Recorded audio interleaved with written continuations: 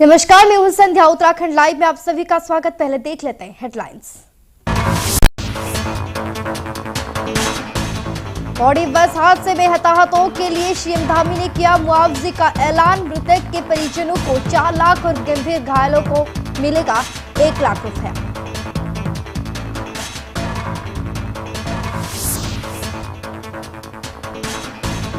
Investor summit में आए 80,000 करोड़ रुपए की ग्राउंडिंग जारी। धामी ने कहा, उत्तराखंड को अग्रणी बनाने में पीएम का भी मिल रहा पूरा सहयोग।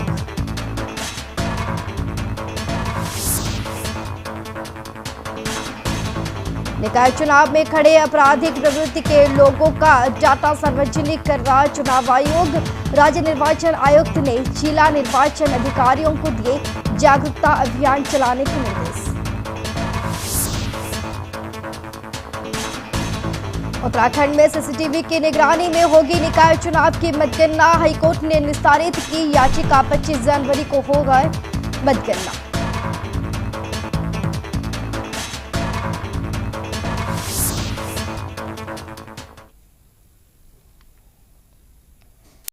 अब खबर देखते हैं विस्तार से।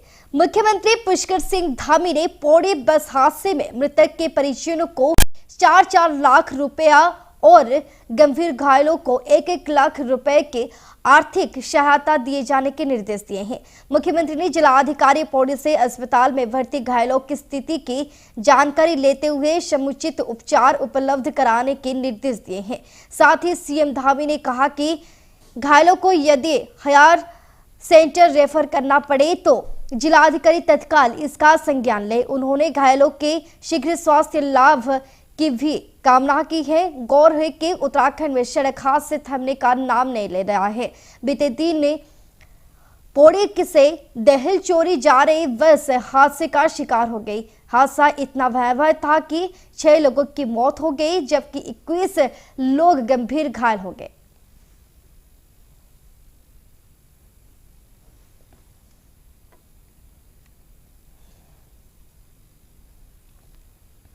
उत्तराखंड में निकाय चुनावों में वोटों की गिनती यानी मतगणना सीसीटीवी की निगरानी में होगी।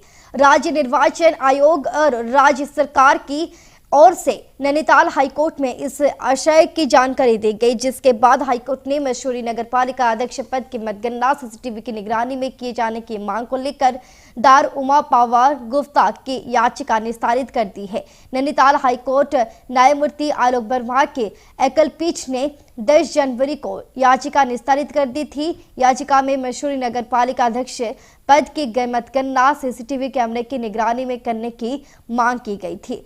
इस बारे में राज्य निर्वाचन आयोग और राज्य सरकार की ओर से बताया गया कि निकाय चुनावों की मतगणना पूर्व से ही सीसीटीवी कैमरे में की जाती है।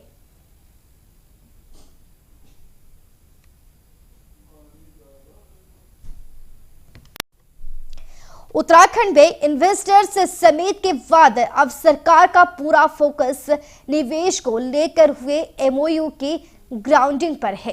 मुख्यमंत्री पुष्कर सिंह धामी की माने तो 80,000 करोड़ के निवेश की ग्राउंडिंग पर कार्य किया जा रहा है ताकि विकास और तेज हो सके। सीएम धामी ने कहा कि पीएम मोदी का विकास को लेकर पूरा सहयोग मिल रहा है।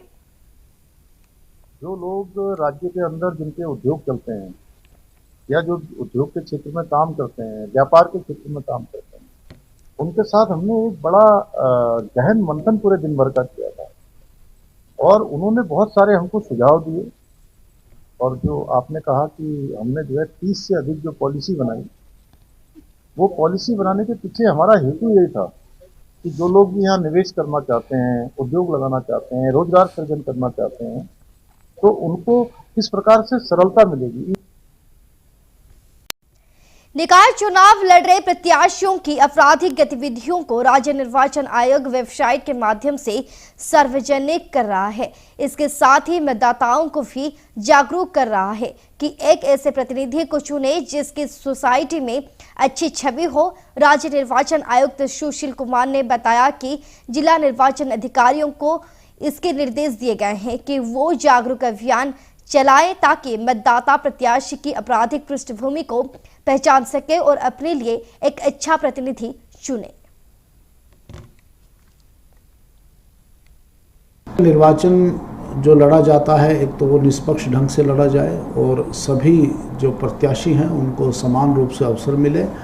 और ये निर्वाचन आयोग का दायित्व है कि मतदाताओं को भी जागरूक किया जाए। माननीय उच्चतम न्यायालय द्वारा समय समय पर निर्देश जारी किए गए हैं। ये भी कहा गया है कि प्रत्याशियों द्वारा स्वयं भी अपने जो असेट्स हैं, अपना आपराधिक इतिहास है, उसको प्रदर्शित करना चाहिए। 38वें राष्ट्रीय खेलों के लिए मात्र 16 दिन का समय शेष बचा है। ऐसे में विभाग तैयारियों को अंतिम रूप देने में जुटा हुआ है। अभी तक खेल विभाग द्वारा 10,000 खिलाड़ियों की मैपिंग की जा चुकी है, जिनमें से 1,200 से ज्यादा खिलाड़ियों द्वारा रजिस्ट्रेशन भी किया जा चुका है। गोल्फ को छोड़कर सभी खेलों का डायरेक्टर ऑफ कंपटीशन निरीक्षण कर चुके हैं। विशेष सचिव खेल अमित सिन्हा ने बताया कि प्रधानमंत्री एक दिवसीय दौरे में आकर 38वें राष्ट्रीय खेलों का शुभारंभ करेंगे। वो 5 घंटे उत्तराखंड में ही बिताएंगे, जिसे देखते हुए पीएम सचिवालय भी बनाया जा रहा है। आज हम नेशनल गेम के 16वें दिन पे बैठे हैं और हमारी तैयारी पूरी हो चुकी है। लगभग 10,000 से ऊपर प्लेयर्स को मैपिंग कर लिया गया है जो आएंगे यहाँ पे। उनके रजिस्ट्रेशन का काम भी शुरू हो गया और लगभग 1200 लोगों ने रजिस्टर भी कर लिया अपने आप को।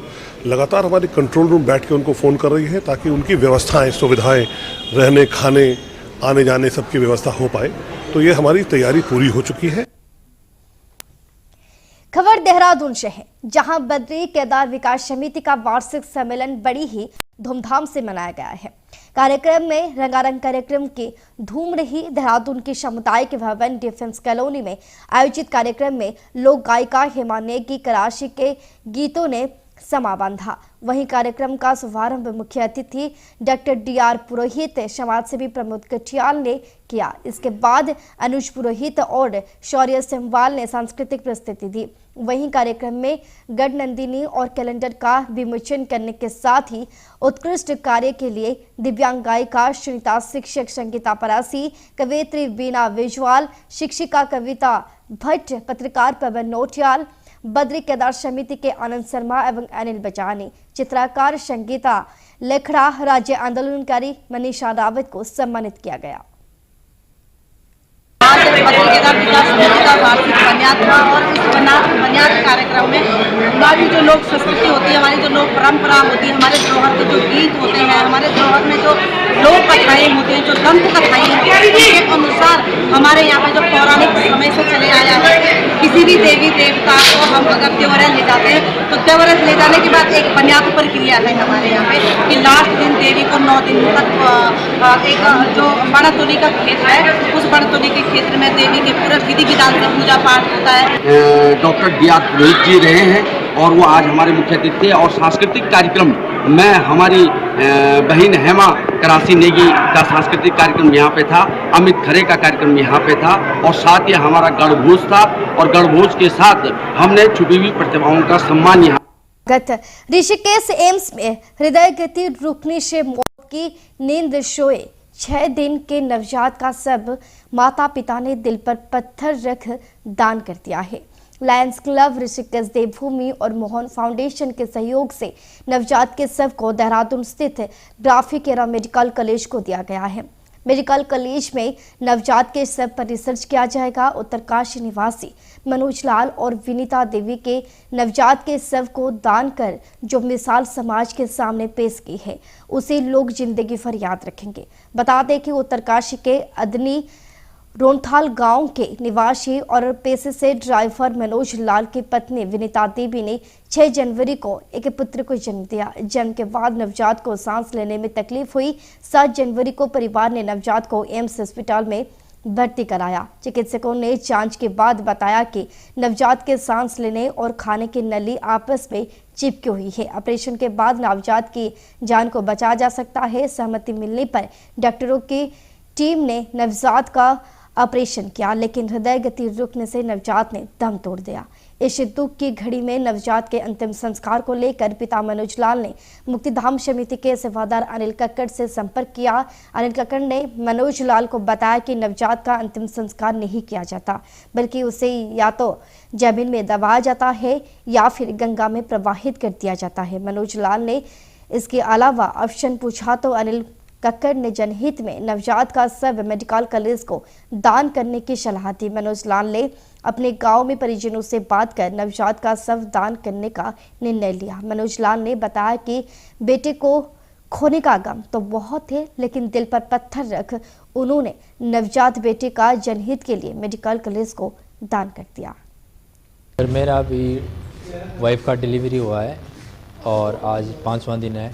6 तारीख को डिलीवरी हुआ था और मैं उसको यहाँ एम्स में लेके आया। उसका दिक्कत थी कि गले और सांस की जो है नलियों आपस में ज्वाइंट थी, उसका ऑपरेशन किया था और ऑपरेशन सक्सेसफुल रहने के बावजूद जो है तीसरे दिन बच्चे की डेथ हो गई। MBBS कुछ भी पढ़ाई कर रहे हैं तो उनका भी किसी का सपना होगा, किसी के काम आएगा, यही सोच के मैं मतलब मोटिवेट होकर जो है बच्चे को इस मतलब डोनेट करने के लिए दिया।